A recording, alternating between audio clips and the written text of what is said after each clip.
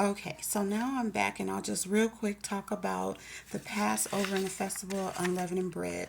So, what God did was He wanted them to celebrate this day as the day that He rescued them, saved them from their firstborns, males dying, and rescued them out of the hand of Egypt. And so, how they celebrated was they had a meal. Let's see. Yeah, 7 days. So first they had a meal. They were to eat meat roasted over a fire with bitter herbs and bread without yeast. They could not eat the meat raw or boiled in water, but fire roasted, the whole thing, the head, the legs, and all. They couldn't let any of it be left for the next morning. If some were left, they were to burn it. They were to eat it with their clothes on, with their belts on, sandals on their feet, staff in their hand, eating it in a hurry.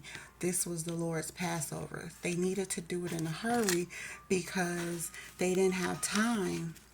Once God killed all the children, the Egyptians was going to force them out, so they had to be ready to go. And so he passed over the children of Israel's house. And so what he said to them is how to celebrate it is to keep the day as a memorial, celebrate it as a feast unto the Lord, a lasting ordinance for generations to come. So teach it to your generations. For 7 days you shall eat unleavened bread. So bread without yeast. On the first day, you got to remove all bread with yeast out of your houses. If anyone eats anything with yeast during the 7 days, they will be cut off from Israel. On the first and seventh day, hold a sacred assembly, a holy convocation. Convocation, I guess. I don't even know what that is, but sacred assembly. So I had to study more on it. And I made a video about this previously because I still need to study more on when you celebrate these days. It says it in the Bible, but it's like in Hebrew, so you have to figure out what is our days to celebrate it now. And so he also said no work should be done on these days except to prepare the food for everyone to eat. That that's all you may do. So you observe it as a holiday or as a celebration, the Feast of Unleavened Bread, because it's the day the Lord brought Israel out of Egypt. And they said, observe this day for generations forever. So this is what Moses told the people, and no one was to go out of their house that night while the Lord was passing through to kill the Egyptians' firstborn sons. And so let's see, yeah. So he's also telling them that when they enter into the promised land, the land that he's given them, they would still need to observe this ceremony. Explain it to their children as a sacrifice of the Lord's Passover, who passed over the houses of the children of Israel in Egypt when he struck down the Egyptians and spared the children of Israel, and the people bowed their heads and worshiped. And so that's how you explain it to your kids that he killed all the firstborn sons from pharaohs to the firstborn of the prisoners in the dungeon and all the firstborn cattle too. And there was a great cry in every house. There was not a house where someone wasn't dead in it. And so they had to hurry up and get out of there in order to, leave and get out of bondage, get out of, what they were in, out of their bad situation. And so, this is chapter 12, verses 43 through 50, talks about specific restrictions for Passover, the specific ordinance for it. And so I didn't write everything down, but that's how you celebrate it. And the children of Israel left on foot. It was about 600 of them, plus children and cattle. And also non-Israelites went with them. So when I said that they, grew, because they were 144,000, they grew to 600,000 because they reproduced with Egyptians. So it says non-Israelites also went with them. So I'm assuming that's Egyptians because, they was in Egypt. And so they multiply with the Egyptians, and now they're at 600. Also, the Lord made the Egyptians favor the children of Israel, giving them their riches. So when they left, they took the riches of Egypt with them, and they had to eat the dough that they took. They couldn't bake it, or they did bake it, but it was the unleavened bread. So it was without yeast because they had been driven out. They didn't have time to prepare their food like they normally do.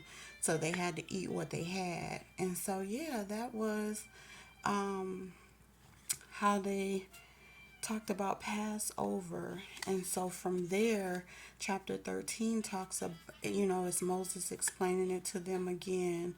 And once they get into the land that God promised them, their promised land, then they would need to also like sacrifice firstborns of their own. So they're going to sacrifice a firstborn male animal to God, and then they're going to redeem their firstborn son. So buy back from God with the sacrifice. So if you have a firstborn son, then you're going to sacrifice something so that you are buying back your son from God. So it's like he saved your sons. Now he wants you to sacrifice for your son. And so, yes, that is that. That was chapter 13. And he led them out of Egypt through the wilderness desert toward the Red Sea. And so he led them during the day by a cloud and at night by fire, giving them light. And so once you get to chapter 14, it talks about how he parted the Red Sea for the children of Israel, because at this point God had hardened Pharaoh's heart again to, and Pharaoh's like, what have we done? Why did we let them go? Why? Those are our slaves. So he ended up pursuing them, going after them, chasing them to get them back. And so of course God knew all of that. And so he hardened his heart to go after them, but they were marching out boldly. It was 600 of them, and they had their own army. So King Pharaoh got his Egyptian army, his best army, and they went after them. And so they tried following them, and the Lord was like, because once the Egyptians caught up with the children of Israel, they got scared. They started complaining. They started talking to Moses like, why did you bring us out here to die? We could have just stayed there. We told you not to even take us, to leave us alone and let us just serve them. We'll be their slaves. We just don't want to die. And so he's like, now you bring us out to the desert to die. They done caught up with us. They're going to kill us. And so the Lord is like, no, I'll fight for you. And you just need to hold your peace. Be still. And so God put a cloud in between them so that the children of Israel had light and the Egyptians had darkness, so they couldn't see the children of Israel. And so they didn't see him part the Red Sea for them, and it made the sea go up as walls on their left and right side. So they just walked through dry land to get away from them. And of course, the Egyptians, the Egyptian army, and King Pharaoh and all of them followed. As soon as they got into the water, God had Moses close it back up, and so it drowned them. And so that's how they know that God is the Lord, because he saved Israel from them by drowning them. And so the Israel, or children of Israel, saw them dead on the seashore, and they saw the great work of the Lord and feared him. And they believed the Lord and his servant Moses, and Aaron, I'm sure too. But yeah, so he had to end up just killing all the Egyptians off, because he knew that they would not stop, because they were too evil. So he made them stay evil so that he could show his power, and so that he could just wipe them off the earth. So yes, that was a real good story. I know it took me 3 videos. It took a lot, but like Exodus is real powerful, and it's not even done. That's pretty much just half of it. So in future videos, I'll come back and do the rest of the second half of Exodus, because it's not too long, but it's pretty long. It talks about what happens to the children of Israel after they get out of the wilderness. So they're still in the wilderness after the Red Sea, and then before, what happens after that, and when God brings them into their land. So Exodus still has a way to go. So those would be videos to come. But yes, I just wanted to get that story out because it's an amazing story. It took 10 plagues for that king to stop it. And so the last plague, God wanted the children of Israel to celebrate that because that was a big deal. He saved them, He rescued them, He got them out of Egypt, and He ended up killing off the Egyptians so they could no longer bother them, no longer put them in slavery, no longer try to kill them, no longer try to beat them, hold them hostage, or anything like that. So it just shows God's power, and people need to know today that if you're evil or wicked like that and not humbling yourself to God, not believing in God, not listening to His word, listening to what He's saying to you, that He is not going to continue to let you to live evil, let you to live in sin, let you to live being evil to other people, especially His chosen people. He is going to take you out sooner or later. He gave him 10 plagues, 10 chances. Don't let him have to give you 10 chances before he has to do something drastic to let you know that he's not playing with you. And then even the 10th plague didn't stop the king Pharaoh. He was still coming, so he just had to kill him. So don't let that be you because you want to be evil and wicked. Just listen to God, humble yourself, do the right thing. And yeah. All right, that's all I got. This is the story. Powerful, powerful story of how God's hand was over the children of Israel the whole time. They got their riches back.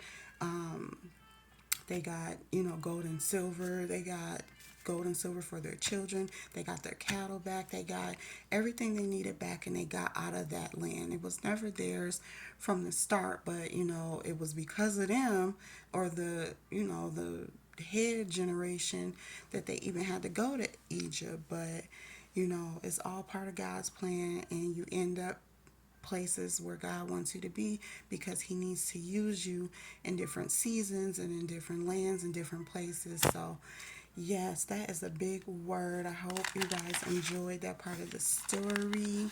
I know I did enjoy the story.